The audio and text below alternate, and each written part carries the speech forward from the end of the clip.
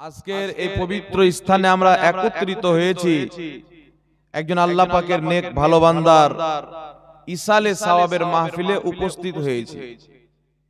ইসালে সওয়াব ইসলামে আহলে সুন্নাত ওয়াল জামাতের ইজমাই মাসআলা, যে মৃত্যু ব্যক্তির নামে কোনো ভালো কর্ম করে তার সওয়াব মৃত্যু ব্যক্তির নামে ইসাল করা যায়।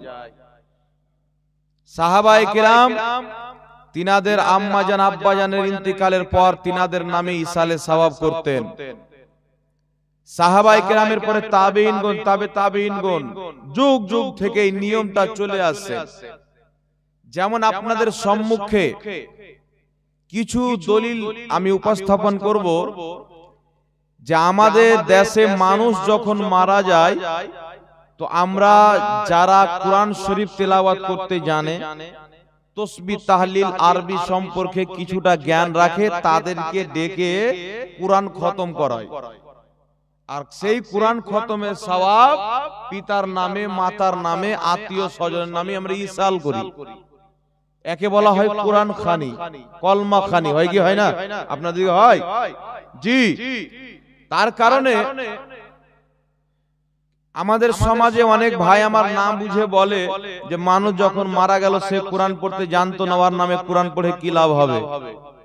তো যেই ব্যক্তি কোরআন শরীফ পড়তে জানছিল না, ইবাদত করতে পারে, গুনাহ করে গিয়েছে, তার নামে তো বেশি করতে হবে, কারণ তার প্রয়োজন বেশি।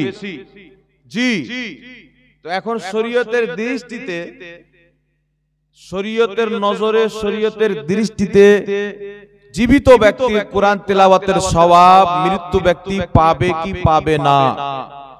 মাজমাউ জাওয়াইদের মধ্যে বিশুদ্ধ সনদে হাদিস বর্ণিত, বিখ্যাত তাবি হযরতে লজলজ রাহমাতুল্লাহ আলাইহি, তিনাকে তিনার বাপ নসিহত করছেন, বেটা আমি যখন মারা যাব তো আমাকে দাফন করার পর আমার মাথার দিকে দাঁড়িয়ে, সিথানের দিকে দাঁড়িয়ে তুমি সূরাতুল বাকারার শুরু অংশ এবং শেষ অংশ পাঠ করবে। এই রকম করতে বলতে আমি আমার রাসূলকে বলতে শুনেছি। জোরে বলেন সুবহানাল্লাহ। আমার রাসূলের কাছ থেকে আমি এটা শুনেছি। তাই সাহাবায়ে কেরাম নিজের সন্তানকে নসিহত করতেন যে আমরা যখন মারা যাব আমাদের সিথানের সামনে দাঁড়িয়ে আমাদের নামে কোরআন তেলাওয়াত করবে। জোরে বলেন না সুবহানাল্লাহ। জি। তার কারণে বুখারী শরীফের সারা উমদাতুল কারির মধ্যে ইমাম বদরুদ্দিন আইনি রাহমাতুল্লাহ আলাইহি উল্লেখ করেছেন যে মৃত্যু ব্যক্তির কবরের পাশে গিয়ে তার ইসালে সওয়াবের জন্য কোরআন পাক তেলাওয়াত করা জায়েজ আছে। জোরে বলেন সুবহানাল্লাহ।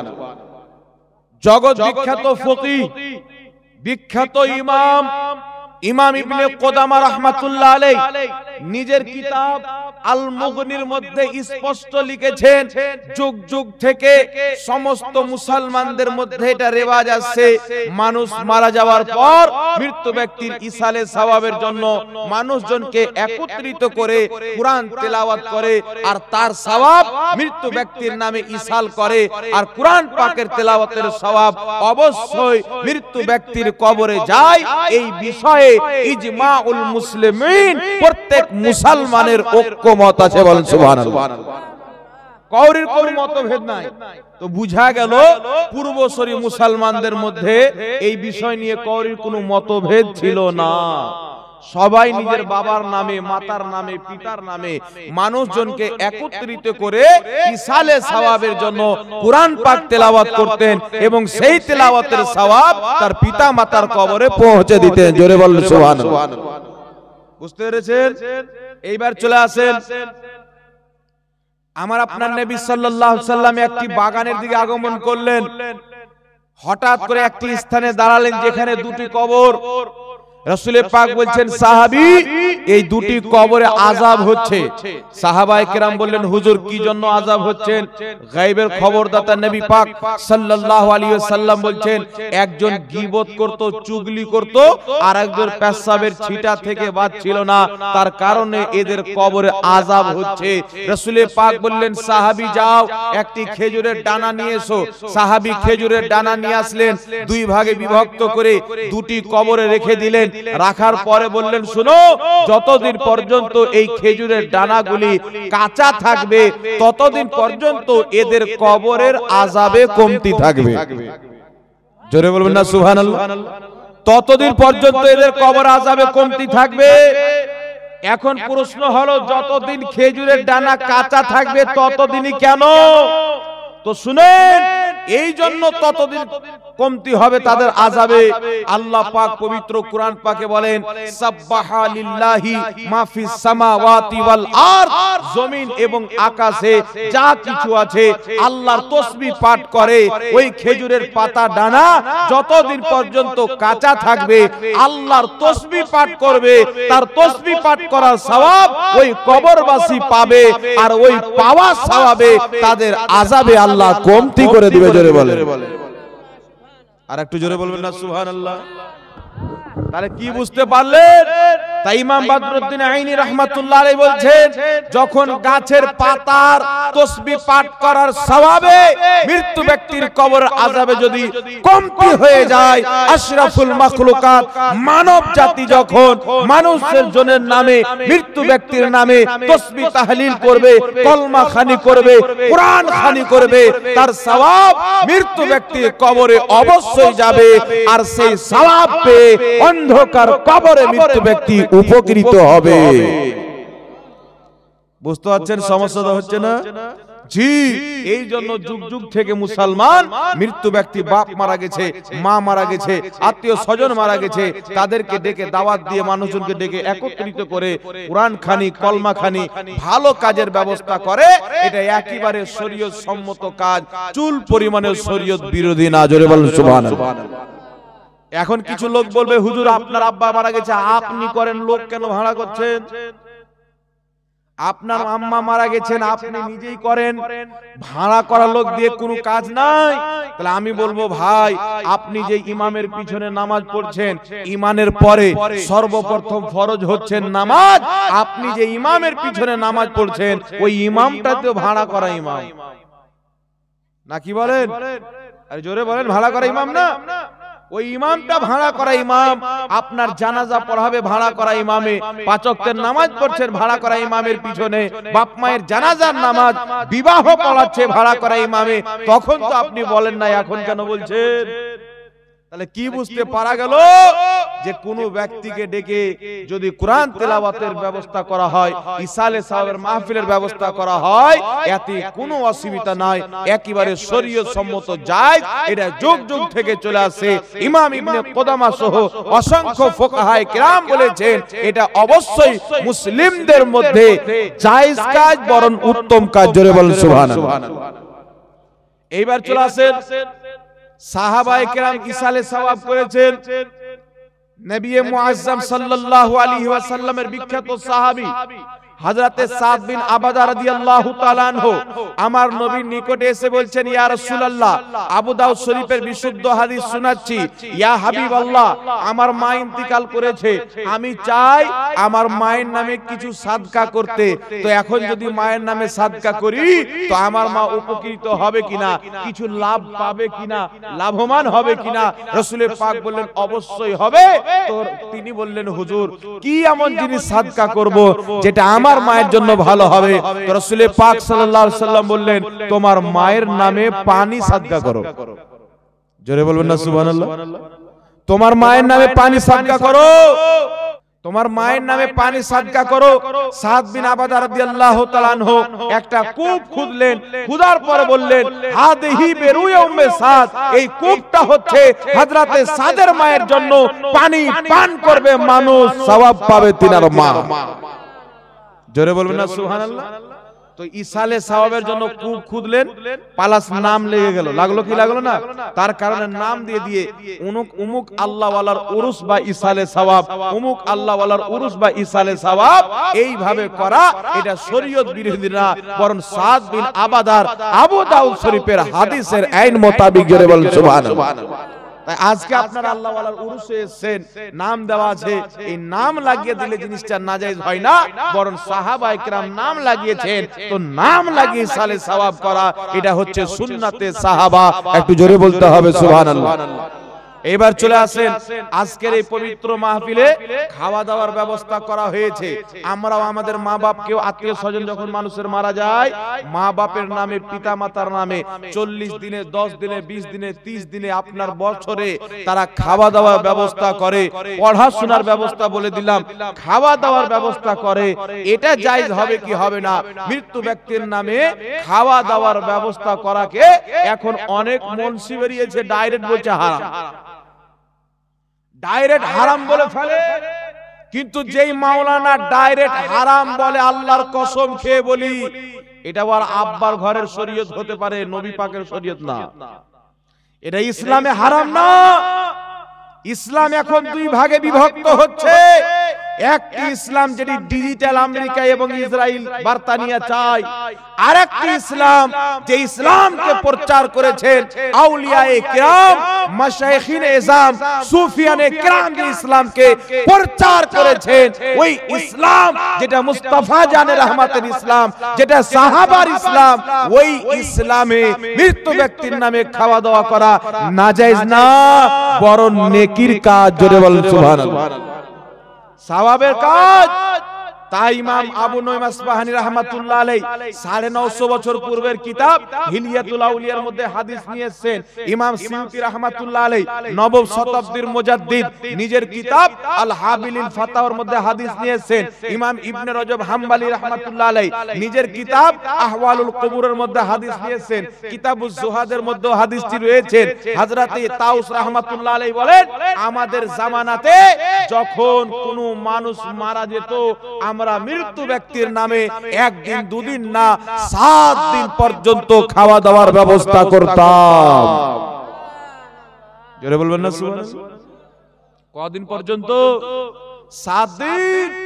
সাহাবায়ে কেরামের জামানায় হতো, তাবেঈনদের জামানায় হতো। ওখান থেকে যুগ যুগ থেকে চলে আসছে ইসলাম।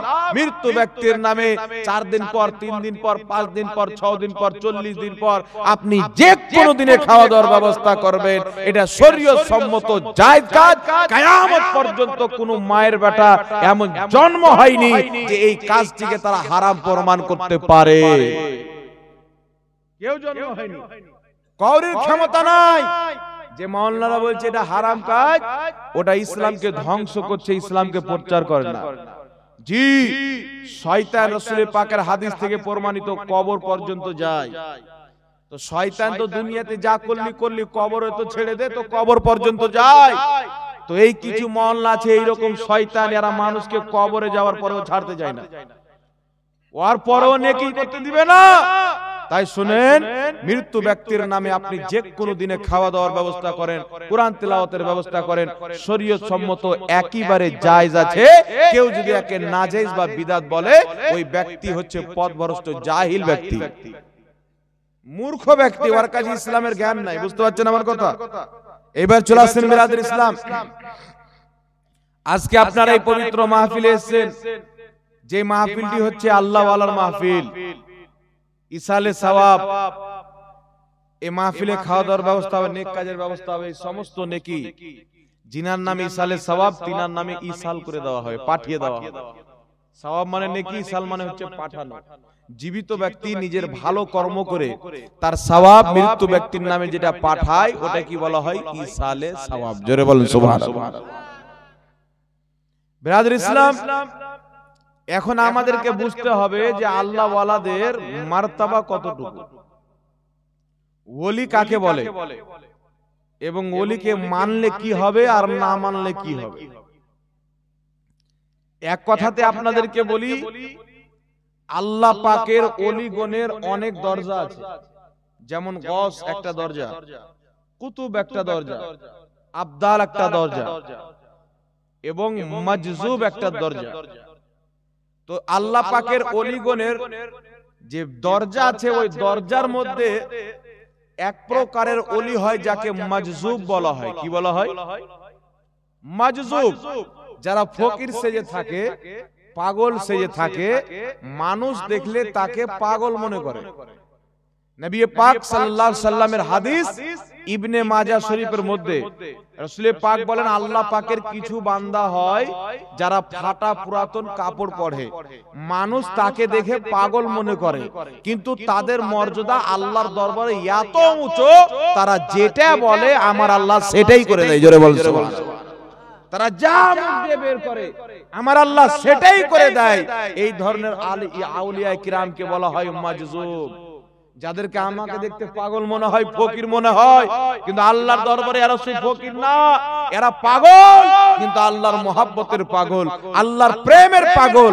আল্লাহর প্রেমের পাগল হওয়ার কারণে এদের জবান দিয়ে যেটাই বেরিয়ে যায় আমার আল্লাহ সঙ্গে সঙ্গে সেটাই করে দেয়। জোরে বল সুবহানাল্লাহ। জি, তাই বিরাদর ইসলাম আরেকটি কথা আপনাদেরকে বলি, যতক্ষণ পর্যন্ত একটি লোহাকে আগুনের মধ্যে না ভরবেন ততক্ষণ পর্যন্ত ও লোহাকে পিঘলানো সম্ভব হবে না। তার জন্য যতক্ষণ পর্যন্ত আপনি নিজের পীর ও মুর্শিদের নিকটে দরবারে তার খিদমতে না থাকবেন ততক্ষণ পর্যন্ত আল্লাহ পাকের মারিফাত বুঝার ক্ষমতা আপনার হতে পারে না। जी, अल्लाह अल्लाह कहने से अल्लाह नहीं मिलता, अल्लाह वाले हैं जो अल्लाह से मिला देते हैं। চিরকাল আল্লাহ আল্লাহ বলে আল্লাহ পাওয়া যায় না, কিন্তু আল্লাহ ওয়ালাদের নিগাহে কারাম যদি হয়ে যায় তারা একজন পাপী বান্দাকে আল্লাহ পাকের নেক ওলি বানিয়ে দেয়। জোরে বলুন সুবহানাল্লাহ। তার কারণে আল্লাহ পাক বলেছেন, হাদিসটি বুখারীর মধ্যে, হাদিসটি কি আল্লাহ পাক বলছেন, যখন আমার কোন বান্দা নেক কাজের মাধ্যমে ফরজ ওয়াজিব সবকে বাজায় রেখে বেশি করে নফলি ইবাদত করে আমার নিকট লাভ করে, আল্লাহ বলছেন আমি তার কান হয়ে যাই, তার চোখ হয়ে যায়, তার মুখ হয়ে যায়, তার হাত হয়ে যায়, তার পাও হয়ে যায়। মানে আপনি যখন একটি লোহাকে আগুনের মধ্যে পরিবেশ করবেন, 1 মিনিট পর টানবেন, দেখবেন আগুন আর লোহার রং একই হয়ে গেছে। তো যখন একজন বান্দা দুনিয়াকে ভুলিয়ে শুধু আল্লাহর প্রেমে ফানা হয়ে যায়, ফানা ফিল্লার মাকাম পর্যন্ত পৌঁছে দেয়, মহান রব্বুল আলামিন নিজের কুদরতি রব তার উপরে পরিপূর্ণভাবে চাপিয়ে দেয়। তখন হাত থাকে তার, কাজ করায় আমার আল্লাহ, জবান থাকে তার, কথা বলায় আমার আল্লাহ, চোখ থাকে তার, দেখায় আমার আল্লাহ, কান থাকে তার, শোনায় আমার আল্লাহ, পাও থাকে তার, চলায় আমার আল্লাহ। জোরে বলুন সুবহানাল্লাহ। তো লোহাটাকে যখন 1 মিনিট পর আগুন থেকে টানবেন, দেখবেন যে লোহার কালার আর আগুনের কালার এক হয়ে গেছে। হয় কি হয় না? জোরে বলেন, হয় না? তো আল্লাহ ওয়ালারা যখন আল্লাহর মহব্বতে পাগল হয়ে যায় তো আর পুরো বডিতে আল্লাহর কবজা হয়ে যায়। তখন তারা হাত দিয়ে এমন কোনো কাজ করে না যেটা আমার আল্লাহ চায় না, জবান দিয়ে এমন কোনো কথা বলে না যেটা আমার আল্লাহ চায় না।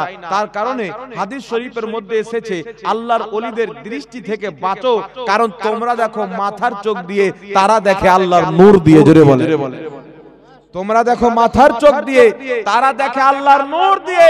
তাদের উপরে আল্লাহর কুদরতি কবজা হয়ে গেছে, তাদের জবান দিয়ে যেটা বের হবে আল্লাহ সেটা সঙ্গে সঙ্গে করে দিবে। তাই পীরে পীরা, মীরে মীরা, শহীদ শাহে বাগদাদ বড় পীর আব্দুল কাদের জিলানী রাহমাতুল্লাহ আলাইহি যখন মুর্দাকে জিন্দা হো যা বলতো, সঙ্গে সঙ্গে আল্লাহ মুর্দাকে জিন্দা করে দিত। আল্লাহু আকবার কবিরা। তাই বিরাদর ইসলাম, একটা মাকাম পাওয়ার জন্য, বেলায়েতের মাকাম পাওয়ার জন্য দুনিয়াদারকে ত্যাগ করতে হবে, নিজের নফসকে জেলে বন্দী করতে হবে, তারপরে আপনি আল্লাহ পাকের দরবারে বেলায়েতের মাকাম পাবেন। যখন একজন বান্দা ওলি হয়ে গেল, আরেকটি হাদিস বুখারী শরীফের, ধ্যান দিয়ে শুনবেন, আল্লাহ তাবারাক ওয়া তাআলা যখন কোন বান্দাকে ওলি বানিয়ে দেন, ওলি বেলায়েত দেওয়ার পর, ওলি বানিয়ে দেওয়ার পর সেই বান্দাকে মহান রব্বুল আলামিন মহব্বত করতে লাগেন, ভালোবাসতে লাগেন। আল্লাহ জিবরিলকে ডাক দেন, জিবরিল আমার অমুক বান্দা আমার ইবাদত করেছে, আমাকে খুশি করেছে, আমি বেলায়েত দান করে তাকে মহব্বত করি, তুমিও তাকে মহব্বত করো। হযরতে জিবরিল আমিনও তাকে মহব্বত করেন। হযরতে জিবরিল আমিন আলাইহিস সালাতু ওয়াস সালাম সকল ফেরেশতার মধ্যে কথাটিকে ছড়িয়ে দেন, সকল ফেরেশতাও মহব্বত করতে লাগে। সেই ওলির মহব্বত আল্লাহ জমিনের মানুষের অন্তরে কলবে গেঁথে দেয়, আর দুনিয়া দীর্ঘদিন চলে যায়, তার ইন্তিকাল করা, তার মহব্বত জমিনে মানুষের কলবে থেকে যায়। জোরে বলেন সুবহানাল্লাহ। তাই আজকে গাউসে পাক কত বছর পূর্বের, তাজকির আজকে পর্যন্ত হচ্ছে, গুণগান আজকে পর্যন্ত হচ্ছে। খাজা মঈনুদ্দিন চিশতি কত বছর পূর্বে গুণগান এখন পর্যন্ত হচ্ছে। তো মহান রব্বুল আলামিন যাদেরকে ভালোবাসেন তাদের ভালোবাসা দুনিয়াতে রেখে দেন, তাই কিয়ামত পর্যন্ত আল্লাহ ওয়ালাদের গুণগান এই জমিনের মাটিতে চলতে থাকবে, চলতে থাকবে। জোরে বলুন সুবহানাল্লাহ। এইবার একে মোহাব্বত করতে হবে। আল্লাহ যখন কাউকে ওলি বানিয়ে দিল, আপনাকে তাকে মোহাব্বত করতে হবে। কেন করতে হবে? যখন আপনি তাকে মোহাব্বত করবেন আল্লাহর ভালোবাসা পাবেন। আর যদি মোহাব্বত না করেন কি হবে? হাদিসটি বুখারী শরীফের, ক্বালা রাসূলুল্লাহ সাল্লাল্লাহু আলাইহি ওয়াসাল্লাম ইন্নাল্লাহ তাআলা ক্বাল মান আদালি ওয়ালিয়ান ফাকাদ আযানতুহু বিল হারব। আল্লাহ তাবারাক ওয়া তাআলার প্রিয় রাসূল বলেন, নিশ্চয় আল্লাহ বলেছেন, যেই ব্যক্তি আমার ওলি বান্দার সঙ্গে দুশমনি করলো আমি আল্লাহ তার সঙ্গে যুদ্ধ ঘোষণা করলাম।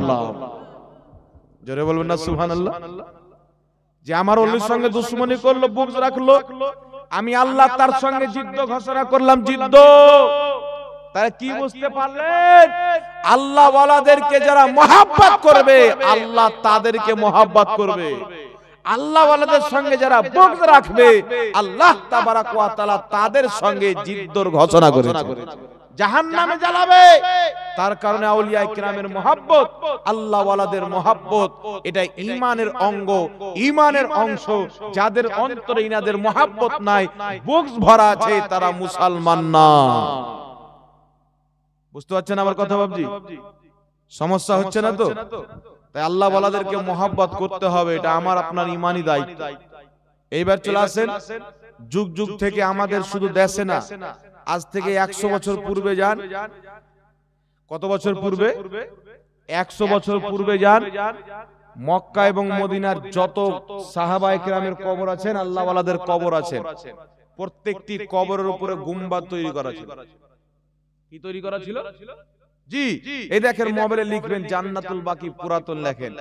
কারণ যুগ যুগ থেকে মুসলমানদের আকীদা ছিল যে আল্লাহ ওয়ালাদের কবরের উপরে, হক্কানি আলিমদের কবরের উপরে, সৈয়দ বংশের ব্যক্তির কবরের উপরে গুম্বাদ তৈরি করা এটা শরীয়তে জায়েজ আছে। জোরে বলেন সুবহানাল্লাহ। কি আছে? জায়েজ আছে। তার কারণে আপনি আরবে যান, আরবে 100 বছর পূর্বে জান্নাতুল বাকি কমপক্ষে 10,000 সাহাবায়ে কেরামের মাজার আছেন, রওজা মুবারক।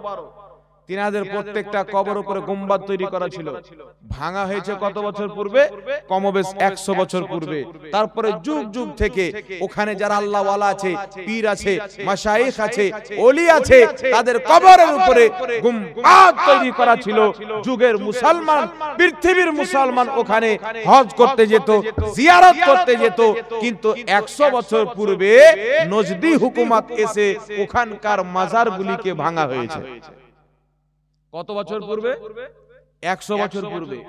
আমাদের সমাজে কিছু লোক গালাত ফাহমিতে আছে, ভুলের মধ্যে আছে। কিছু ছেলে পেলে জিজ্ঞাসা করে, হুজুর সৌদি আরবে কোনো পীর নাই কেন? আমি বলছি শুনেন, সৌদি আরবে যেরকম পীর আছে পৃথিবীর কোন দেশে সেরকম পীর নাই। জি, সৌদি আরবে সব চাইতে বড় মুর্শিদ মুহাম্মদ রাসূলুল্লাহ আছে। জোরে বলেন সুবহানাল্লাহ। জি, খাজা মঈনুদ্দিন চিশতি রাহমাতুল্লাহ আলাইহির পীর খাজা উসমান হারুনি রাহমাতুল্লাহ আলাইহি, জিনার মাজার জান্নাতুল বাকিতে রয়েছে, তিনার মাজারের উপরে গুম্বাদ তৈরি করা ছিল। হাজারো পীর মাশায়েখ ওই জান্নাতুল বাকি, জান্নাতুল মালা বিভিন্ন কবরস্থানে আরাম করতেছেন, আর তাদের কবরের উপরে গুম্বাদ তৈরি করা ছিল। পূর্বের ইসলাম, হাজারো বছর থেকে, যুগ যুগ থেকে যে ইসলাম চলে আসছে, ওই ইসলামের মাননেওয়ালা মুসলমানদের আকীদা, ফুকাহাদের আকীদা, ইমামদের আকীদা ছিল আল্লাহ ওয়ালাদের কবরের উপরে গুম্বাদ তৈরি করা শরীয়ত সম্মত জায়েজ আছে। জোরে বলেন সুবহানাল্লাহ। তাই এখন বর্তমান জামানাতে ইসলামের সব চাইতে বড় মার্কাজ, সব চাইতে বড় ইউনিভার্সিটি আল জামিয়াতুল আজহার। চলে যান মিশরের মাটিতে, জামে আজহার মিশরের ফতোয়া হচ্ছে আল্লাহ ওয়ালাদের কবরের উপরে গুম্বাদ তৈরি করা যায়। জোরে বলেন সুবহানাল্লাহ। জি, তাই মিশরের মাটিতে যান, ইমাম শাফি রাহমাতুল্লাহ আলাইহির কবরের উপরে সুন্দর গুম্বাদ তৈরি করা আছে। ইমাম ইবনে হাজার আসকালানির কবর মিশরে, গুম্বাদ তৈরি করা আছে। ইমাম বদরুদ্দিন আইনির কবর মিশরে, গুম্বাদ তৈরি করা আছে। আপনি ইরাকের মাটিতে চলে যান, ইমামে আজম আবু হানিফার কবরের উপরে গুম্বাদ তৈরি করা আছে। বড় পীর আব্দুল কাদের জিলানীর কবরের উপরে গুম্বাদ তৈরি করা আছে। এই হযরতে আমিরে মুআবিয়া সাহাবীয়ে রাসূল তিনার কবরে গুম্বাদ তৈরি করা আছে, চাদরও দেওয়া আছে। হযরতে বেলাল হাবশী রাদিয়াল্লাহু তাআলা আনহুর কবরের উপরে গুম্বাদ তৈরি করা আছে, একটি চাদরও চাপা আছে। ইমামে আজম আবু হানিফার কবরে গুম্বাদ তৈরি করা আছে, একটি চাদরও চাপা আছে। তাই পৃথিবীর বিভিন্ন দেশে, জর্ডানে চলে যান, ইয়ামানে চলে যান, দামেস্কে চলে যান, ফিলিস্তিনে চলে যান, আল্লাহ ওয়ালাদের কবরের উপরে গুম্বাদ তৈরি করা আছে। কারণ ইসলামের আকীদা হলো আল্লাহর নেক বান্দাদের কবরের উপরে গুম্বাদ তৈরি করা এটা জায়েজ আছে। জোরে বলুন সুবহানাল্লাহ। তাহলে এখন কিছু মৌলবি ভাঙার কেন কথা বলে? আমেরিকা, ইসরায়েল তারা জানে, তারা লেগে আছে ইসলামকে মিটাবো। পশ্চিমা দেশ তারা সবাই চায় যে ইসলামকে মিটাবো, ইসলামকে ধ্বংস করব। তো তারা বহু বছর পূর্বে থেকে চেষ্টা করেছে, যুদ্ধের মাধ্যমে ইসলামকে ধ্বংস করব, পারেনি। লড়াইয়ের মাধ্যমে ইসলামকে ধ্বংস করব, পারেনি। তারা এই করে ইসলামকে ধ্বংস করবে না যে সবাইকে গুলি মেরে শেষ করে দেবো বা পরমাণু আইটেম বম ফেলে দেবো। এইভাবে ইসলামকে শেষ করবে না। শেষ করবে কিভাবে? যুক্তি দিয়ে ইসলামকে শেষ করবে, ব্রেন খাটিয়ে ইসলামকে শেষ করতে চাইবে, বুদ্ধি দিয়ে ইসলামকে শেষ করতে চাইবে। তাই আমেরিকা, ইসরায়েল, বার্তানিয়া যারা দুনিয়াবি হিসাবে প্রচুর জ্ঞানী, আজকে ইউরোপ্লেন কে আবিষ্কার করেছে? ইহুদি নাসারারা আবিষ্কার করেছে। আজকে মাইক্রোফোন কে আবিষ্কার করেছে?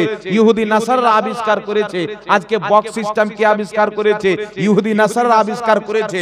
আজকে মোবাইল ফোন, টেলিফোন কে আবিষ্কার করেছে? ইহুদি নাসারারা আবিষ্কার করেছে। এই ইহুদি নাসারা ইসলামের সবচাইতে বড় দুশমন। তাই আল্লাহ কুরআন পাকে বলেছেন, মুসলমানদের খুল্লাম খুল্লা দুশমন হচ্ছে ইহুদি এবং নাসারা। তোমাদের কোনোদিন বন্ধু হতে পারে না। যারা ইহুদি নাসারার সঙ্গে বন্ধুত্ব করবে তারা তাদেরই মধ্যে পড়ে যাবে। তার কারণে আমেরিকা, ইসরায়েল চায়, বার্তানিয়া চাই ইসলামকে ধ্বংস করব। তাই মুসলমানের মধ্যে ফিরকা কে তৈরি করেছে? আমেরিকা তৈরি করেছে, বার্তানিয়ারা লাগিয়ে তৈরি করেছে। শিয়া সুন্নি ভাগ করেছে, তারপরে খারজিদেরকে দাঁড় করিয়েছে, তারপরে আপনার ওয়াহাবি মতবাদকে দাঁড় করিয়েছে। বিভিন্ন রকমের মতবাদ বার্তানিয়া, আমেরিকা, ইসরায়েল মিলে তারা তৈরি করেছে ইসলামের মধ্যে কুরআন এবং হাদিসের নামে যেন ইসলামকে আমরা নলেজ দিয়ে শেষ করব। কি দিয়ে শেষ করব? বলছে কোন জাতিকে যদি মিটাইতে হয়, কোন জাতিকে যদি ধ্বংস করতে হয়, আগে তাদের মধ্য থেকে তাদের আকাবিরদের মোহাব্বতকে বের করতে হবে, তারপরে ওই জাতি নিজেই নিজে ধ্বংস হয়ে যাবে। তাহলে মুসলমানকে কিভাবে ধ্বংস করব? বলছে মুসলমানের অন্তর থেকে তাদের প্রিয় নবী মুহাম্মদের মোহাব্বতকে মিটাইতে হবে, মুস্তাফা জানের রহমতের আদবকে মিটাইতে হবে, সাহাবায়ে কেরামের মোহাব্বতকে মিটাইতে হবে, আউলিয়া কেরামের মোহাব্বতকে মিটাইতে হবে। তো শুনো, যতদিন পর্যন্ত দুনিয়াতে আল্লাহ ওয়ালাদের, সাহাবায়ে কেরামের কবরের উপরে গুম্বাদ তৈরি করা থাকবে, ওই কবরগুলি তারা জিয়ারত করবে, তাদের অন্তরে নবীর মোহাব্বত, সাহাবার মোহাব্বত, আল্লাহ ওয়ালাদের মোহাব্বত মজবুত হয়ে থাকবে, গেথে থাকবে। আর যতদিন পর্যন্ত তাদের অন্তরে সাহাবায়ে কেরাম, আউলিয়ায়ে কেরামের মোহাব্বত গেথে থাকবে, ততদিন পর্যন্ত তাদেরকে মিটানো সম্ভব হবে না। তো সব আগে কি করো? মুসলমানের মধ্যে একটি দল তৈরি করো, একটি ফিতনা তৈরি করো, একটি গ্রহ তৈরি করো, যেই গ্রহের হাতে হাদিস ধরিয়ে অপব্যাখ্যা করে দেওয়া হোক, সেই ব্যাখ্যাকে নিয়ে তারা আল্লাহ ওয়ালাদের মাজারকে, সাহাবায়ে কেরাম রওজাকে ভেঙে মিসমার করে দিবে। মুসলমানের অন্তর থেকে তাদের মোহাব্বত কমে যাবে। এদের পরামর্শ নিয়ে, এদের হাতে হাত দিয়ে সাহাবায়ে কেরামের মাজারের উপরে গুম্বাদকে বম দিয়ে ব্লাস্ট করে ভাঙা হয়েছে। জান্নাতুল বাকিতে, জান্নাতুল মালাতে খাদিজাতুল কুবরা রাদিয়াল্লাহু তাআলা আনহার মাজারকে ভাঙা হয়েছে। মা ফাতেমা রাদিয়াল্লাহু তাআলা আনহার মাজারের উপরে গুম্বাদ তৈরি করা ছিল, তাকে ভেঙেছে কে? ওয়াহাবী মতবাদ, যার নাম বর্তমান জামানাতে যাদেরকে আমরা আহলে হাদিস বলে যাই। হাদিস শরীফের মধ্যে কি আছে শুনেন। রাসূল পাক সাল্লাল্লাহু আলাইহি ওয়াসাল্লাম হযরত আলীকে বলেছেন, আলী যাও, যত উঁচু পাক্কি কবর পাবে, মূর্তি পাবে, ভেঙে চুরমাচার করে দাও। এই হাদিসকে হাতিয়ার বানালো। ইহুদি নাসারারা এই হাদিসকে হাতে তুলে দিল আরবের মানুষের। যখন ওখান থেকে খেলাফাতে উসমানিয়া শেষ করে দেওয়া হলো, যখন যুগ যুগ থেকে 600 বছর পর্যন্ত খেলাফাতে উসমানিয়া কায়েম ছিল, মক্কা মদিনার মাটিতে কায়াম হয়েছে। মক্কা মদিনার মাটিতে সব চাইতে বেশি ধুম ধামাকা করে নবীর মিলাদ পালন করা হয়েছে। জোরে বলেন, জোরে বলেন না সুবহানাল্লাহ। তো এই যে মিলাদ, এই যে সালাম, এই যে কায়াম কোথায় থেকে এসেছে? মক্কা এবং মদিনার মাটি থেকে এসেছে। এটা ভারতে তৈরি হয়নি, এটা মেড ইন ইন্ডিয়া নয়, এটা মেড ইন সৌদি আরব। এরা মুস্তাফা জানের রহমতের দেশের শত শত বছর পূর্বের বড় বড় ইমাম, বড় বড় ফুকাহা, বড় বড় মুহাদ্দিস, বড় বড় মুফাসসির, লক্ষ লক্ষ হাদিস নিজের বুকের মধ্যে রক্ষা করে রাখনেওয়ালা মুহাদ্দিসিনগণ এই মিলাদুন নবীর তোহফা সারা পৃথিবীর মুসলমানকে দিয়েছে। জোরে বল সুবহানাল্লাহ। তাহলে মক্কা মদিনার হাদিস, এই হাদিসটিকে হাতিয়ার করে সাহাবায়ে কেরামের কবরে বম ফুটানো হলো। আর সাহাবায়ে কেরামের লাশ পর্যন্ত 1400 বছর পরেও সহি সালামত বেরিয়েছে। সুবহানাল্লাহ। জোরে বলেন না আল্লাহু আকবার। কিন্তু আমি আপনাকে বলছি শুনেন, শুধু হাদিস পড়ে যারা হাদিসের বাহিক অর্থ নেয়, এরাই হচ্ছে দুনিয়ার শ্রেষ্ঠ পথভ্রষ্ট। হাদিসটা কি জন্য, হাদিসটা কি সম্পর্কে আছে, হাদিসের আসল উদ্দেশ্য কি, এটা যদি আপনি জানতে চান, আপনাকে মুহাদ্দিসিনে কিরামের তাশরীকে পড়তে হবে, হাদিসের শুরুহাতকে পড়তে হবে।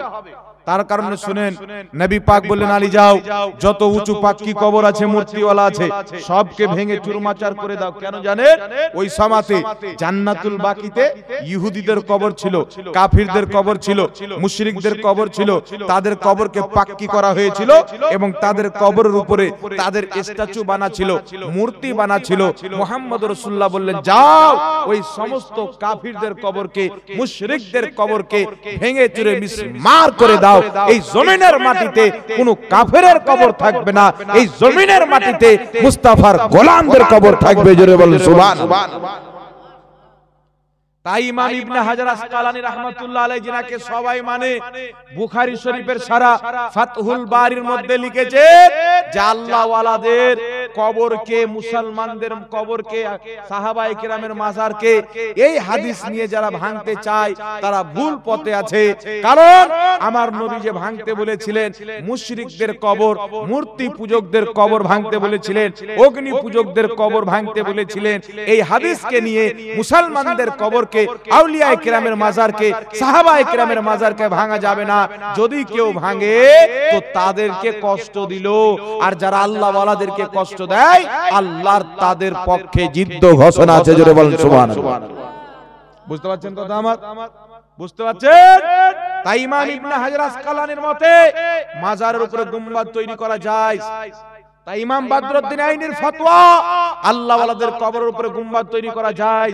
হানাফি মাযহাবের জগৎ বিখ্যাত ফকি ইমাম ইবনে আবেদিন শামী রাহমাতুল্লাহ আলাইহি ফতোয়া শামীর মধ্যে লিখেছেন, আল্লাহর নেক বান্দাদের কবরের উপরে, নবী বংশের কবরের উপরে, হক্কানি আলেমদের কবরের উপরে গুম্বাদ তৈরি করা জায়েজ আছে, এতে কোনো সমস্যা নাই। তাই ইমাম কাসানী রাহমাতুল্লাহ আলাইহি বাদায়ে সানায়ের মধ্যে লিখেছেন, আল্লাহ ওয়ালাদের কবরের উপরে গুম্বাদ তৈরি করা যায়। একটু জোরে বলেন না সুবহানাল্লাহ। এর পক্ষে অসংখ্য দলিল রয়েছে, তাবেঈন থেকে প্রমাণিত রয়েছে, তারা সাহাবায়ে কিরামগণ, তাবেঈনগণের মধ্যে থেকে প্রমাণিত আছে যে তারা আল্লাহ ওয়ালাদের কবরের উপরে, অন্য সাহাবার কবরের উপরে তাবু খাটিয়েছেন। তার কারণে আল্লাহ ওয়ালাদের কবরের উপরে গুম্বাদ তৈরি করা শরীয়ত সম্মত, এটা যায়।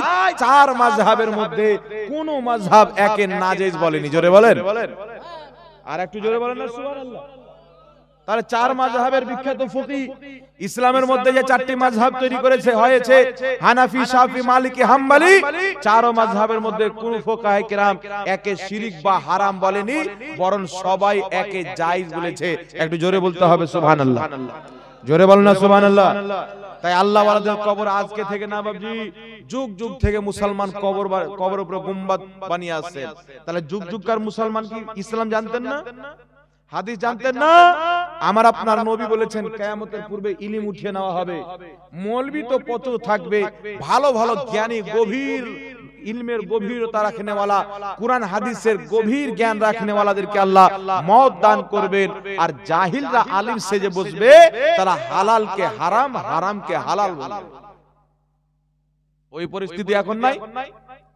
ফুকাহায়ে কেরাম বলছেন, মুহাদ্দিসিন বলছেন, আল্লাহ ওয়ালাদের কবরে গুম্বাদ তৈরি করা যায়। যাদের কবর নই পাক ভাঙতে বলেছেন মুশরিকদের কবর, মূর্তি পূজক, অগ্নি পূজকদের কবর, মুসলমানের কবর না। জোরে বলেন না সুবহানাল্লাহ। কিন্তু ওই হাদিসটা নবী পাকের, কিন্তু হাদিসের ব্যবহার হচ্ছে উল্টা পাল্টা, এর মানা মতলব নেওয়া হচ্ছে উল্টা, ভুল। তার কারণে বেরাদের ইসলাম একটি কথা মনে রাখবেন, আল্লাহ ওয়ালাদের কবর যে গুম্বাদ তৈরি করা হয়েছে এটা শরীয়তের খেলাফ না, শরীয়ত সম্মত। একটু জোরে বলতে হবে সুবহানাল্লাহ। এবার আরেকটি মাসলা আপনাদের সম্মুখে আমি ক্লিয়ার করে দেব। আল্লাহ ওয়ালা যদি জমিনের উপরে থাকে তবুও তাদের সম্মান করা জরুরি, আর যদি জমিনের নিচে চলে যায় তবুও তাদের সম্মান করা জরুরি। বুঝতে পারছেন? আল্লাহ ওয়ালা যদি বা হায়াত থাকে তবুও তাকে ভালোবাসতে হবে, ইন্তিকালের পরে যদি কবরে চলে যায় তবুও তাকে ভালোবাসতে হবে। আপনারা বলেন সাহাবায়ে কেরামকে আমরা ভালোবাসি কি বাসি না? কোন সাহাবা দুনিয়াতে বা হায়াত আছেন? হ্যাঁ, ইন্তিকাল করে কবর জগতে বা হায়াত আছেন, দুনিয়াতে তো নাই। তার কারণে শুনেন, আমি আপনাদের সম্মুখে বলতে চাই, আল্লাহ ওয়ালারা নিজের কবরে জিন্দা আছে। আল্লাহ ওয়ালারা নিজের কবরে জিন্দা আছে। 11 শতাব্দীর মুজাদ্দিদ ইমাম মুল্লা আলী কারি রাহমাতুল্লাহ আলাইহি নিজের কিতাব মিশকাতের শরা মিরকাতের মধ্যে লিখেছে, যারা আল্লাহর ওলি হয় তারা মরে না, কি করে? বলছে এক জায়গা থেকে আরেক জায়গা পরিবর্তন করে যায়। জোরে বলেন সুবহানাল্লাহ। ইমাম মুল্লা আলী কারি সহ ইমাম গাজ্জালী রাহমাতুল্লাহ আলাইহি বলছেন যে আল্লাহ ওয়ালারা ইন্তিকাল যখন করে, ইন্তিকালের পর আল্লাহ ওয়ালাদেরকে আল্লাহ পাক রূহের একটি এমন শক্তিশালী দেহ দান করে, তারা যখন তাদের মাননেওয়ালা তাদেরকে স্মরণ করে, যতই দূরে থাক না কেন তারা এমন ভাবে দেখে, এমন ভাবে শুনে যেমন সামনে উপস্থিত আছে। বুঝতে পারছেন? একটু জোরে বলুন না সুবহানাল্লাহ। তাই তিরমিজি শরীফের একটি বিশুদ্ধ হাদিস শুনেন, একজন সাহাবী একটি জায়গাতে তাবু খাটালেন, তাবু খাটার পরে দেখছে ওই জায়গাতে কবর আছে, কবর মানে মাটির ভিতর থেকে সূরা মুলকের তেলাওয়াতের আওয়াজ আসছে। কিসের সূরা? কুরআন পাকের সূরা, সূরা মুলক। সূরা মুলকের তেলাওয়াত আসছে, তেলাওয়াতের শব্দ আসছে। কমপ্লিট তেলাওয়াতকে তিনি শ্রবণ করে নবী মুস্তাফার দরবারে গেলেন, হুজুর আমি একটি জায়গাতে তাবু খাটালাম, আমি জানছিলাম না এখানে কবর আছে। ওই কবরবাসী সূরা মুলক তেলাওয়াত করলেন। রাসূল পাক বললেন, শুনো, যারা সূরা মুলক তেলাওয়াত করে আল্লাহ তাবারাক ওয়া তাআলা তাদের উপর থেকে আযাবকে উঠিয়ে নেয়। জোরে বলেন। তাহলে কবরের মধ্যে তেলাওয়াত কে করছে? আল্লাহর ওলি। জোরে বলেন না সুবহানাল্লাহ। আল্লাহর ওলি কবরের মধ্যে কোরআন পাক তেলাওয়াত করছে, তাহলে মরে না জিন্দা থাকে? তাই ইমাম জালালউদ্দিন সিয়ুতি রাহমাতুল্লাহ আলাইহি নবম শতাব্দীর মুজাদ্দিদ নিজের কিতাব শারহুস সুদূরের মধ্যে লিখেছেন যে আল্লাহ ওয়ালাদেরকে যখন কবরে মাটি দেওয়া হয়, তাদের কবরে আল্লাহ পাক একটি করে কোরআন শরীফ দেয়, তারা কবরের মধ্যে কোরআন তেলাওয়াত করে। জোরে বলেন সুবহানাল্লাহ। অনেক ইমাম ফুকাহায়ে কেরাম থেকে প্রমাণিত, তারা কবর থেকে কোরআন পাকের তেলাওয়াত পর্যন্ত শুনতে পেয়েছে। একটু জোরে বলতে হবে সুবহানাল্লাহ।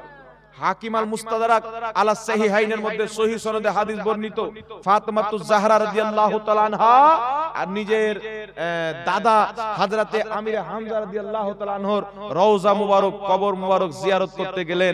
তিনি সালাম দিলেন, মা ফাতেমা বলেন ডাইরেক্ট আমি তার জবাব শুনতে পেলাম, কবরের মধ্য থেকে তিনি জবাব দিলেন, আমি ফাতেমা নিজের কানে শ্রবণ করলাম। সুবহানাল্লাহ।